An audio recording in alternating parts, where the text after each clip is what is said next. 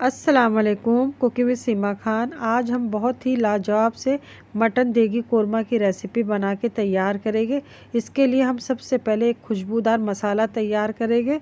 Recipe को बिल्कुल skip मत करिएगा। चैनल को जिन्होंने अभी तक नहीं सब्सक्राइब किया है, सामने दिए हुए लाल बटन को प्रेस कर दें और घंटी के बटन को दबा दें ताकि आने वाली मेरी हर आसान सी रेसिपी की जानकारी आपको पहले मिले। रेसिपी अच्छी लगे तो नीचे दिए हुए लाइक के बटन को दबा देना। रेसिपी बनाना शुरू करते हैं। बिस्मिल्लाहिर्रहमानिर्रहीम। सबसे पहले हमने कोरमा के लिए एक मसाला बनाएंगे जिसमें 1 टीस्पून काली मिर्च powder, half tea spoon Shah ज़ीरा, हाफ़ टी स्पून हमने सफ़ेद ज़ीरा ले लिया है और 2 छोटे टुकड़े हमने दालचीनी के ले लिए हैं। यह आधा इंच के करीब हो गए। और 2 बड़ी इलायची ले ली है। 2 छोटे साइज़ के हमने बादियान के फूल ले लिए हैं। अगर आपके बादियान के फूल का एक बड़ा साइज़ है तो आप एक ही का इस्तेमाल करिएगा। और 2 छोटा टुकड़ा हमने जावित्री का ले लिया, 6 लौंग ले ली है, 4 हरी इलायची ले ली है, एक छोटा टुकड़ा हमने जायफल का लेना है। हमें जायफल का बहुत छोटा टुकड़ा लेना है, ज़्यादा बड़ा मत लीजिएगा, नहीं तो ग्रेवी हमारी थोड़ी कड़वी लगने लगेगी। अब इसे मिक्सर के जार में डाल के इसका बारीक सा पाउडर हमने तैयार कर लिया है। इसी तरीके से आप इसे एकदम बारीक पीसिएगा। अब गैस पे हमने एक पतीली रख दी है। इसमें 3/4 कप के करीब हमने ऑयल डाल दिया है। अब हमने 3 प्याज ले ली है मीडियम साइज़ की, इसे पतला पतला काट लिया है। इसे हमें तेल में गोल्डन कलर आने तक फ्राई करना है। प्याज को हमने गोल्डन कलर का फ्राई कर लिया है तो इसे हमने एक प्लेट में टिश्यू पेपर पे निकाल लिया है। प्याज को हमें ठंडा करके हाथों से या इसे आप बारीक बारीक क्रश कर लें या मिक्सर के जार में डाल के इसे दरदरा सा पीस लें। पानी का इस्तेमाल बिल्कुल ना करें पीसते वक्त।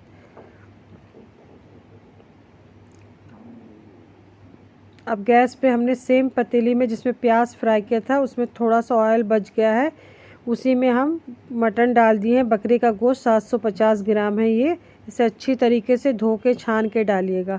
अब इसमें 1 चम्मच भर के बड़ा टेबल स्पून हमने अदरक लहसुन का पेस्ट डाल दिया है।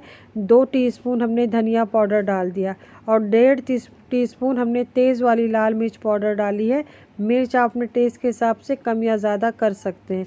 हाफ़ टी स्पून हमने हल्दी पाउडर डाला और 1 चम्मच भर के हमने नमक डाला। नमक आप अपने टेस्ट के हिसाब से रखिए। आधा चम्मच ज़ीरा डाल दिया है और 2 हरी इलायची डाल दी है, 2 तेज़पत्ता डाल दिया है। मसाले में मटन को आप अच्छी तरीके से मिक्स कर लें। अभी गैस को हमने ऑन नहीं किया है, गैस का चूल्हा बंद है। हमने मसाले में गोश्त को अच्छी तरीके से मिक्स कर लेना है। अब गैस को हमने ऑन कर दिया। गैस की आंच को हमने धीमा रखा है। अब इसमें हमने 150 ग्राम दही डाल दिया है। दही को अच्छी तरीके से फेंट के डालिएगा और खट्टी दही का इस्तेमाल इस रेसिपी के लिए मत करिएगा, नहीं तो कोरमे का टेस्ट ख़राब हो जाएगा। इस बात का ख्याल रखिएगा। अब दही को भी हमने मटन के साथ अच्छी तरीके से मिक्स कर लिया है। अब इसमें हमने आधा कप पानी डाल के इसे धीमी आंच पे 10 से 12 मिनट तक पकाना है ताकि मटन अपना अच्छी तरीके से पानी छोड़ दे।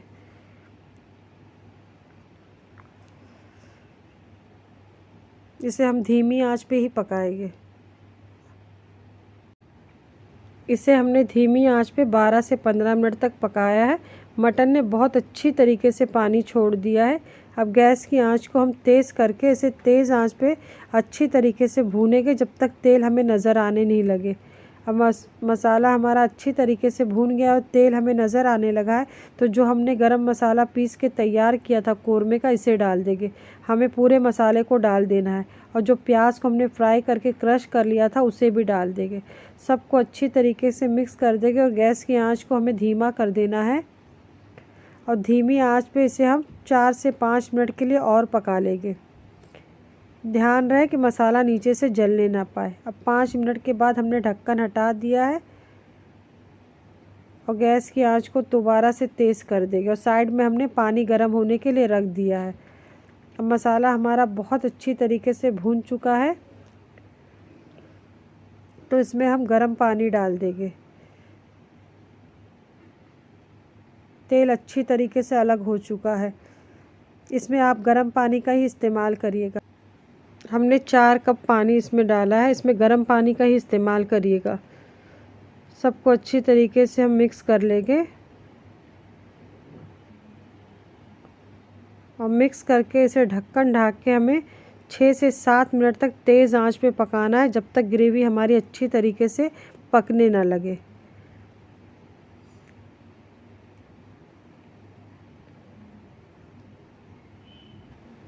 अब कोरमा हमारा अच्छी तरीके से पकने लगा है, तो इसमें 1 टीस्पून हमने केवड़ा वाटर डाल दिया है।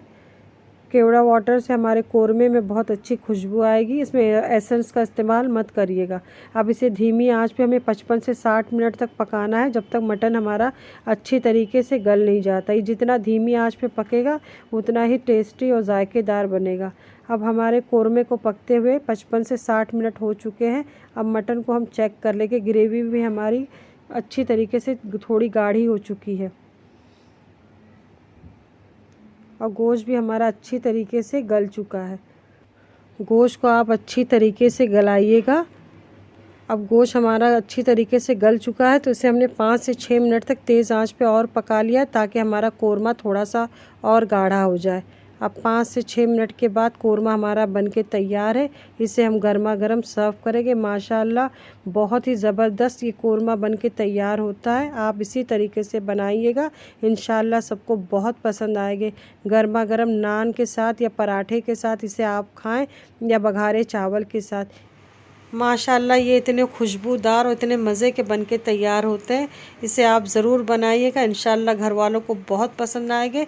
दावत के मौके पे तो आप इसे ज़रूर बनाइएगा। रेसिपी अच्छी लगी हो तो लाइक का बटन दबा दें। चैनल को जिन्होंने अभी तक नहीं सब्सक्राइब किया उनसे रिक्वेस्ट है कि मेरे चैनल को सब्सक्राइब कर लें, ताकि आने वाली मेरी हर आसान सी रेसिपी की जानकारी आपको पहले मिल जाया करे। फिर मिलते हैं इंशाल्लाह नई रेसिपी के साथ। दुआओं में याद रखिएगा। अल्लाह हाफिज़।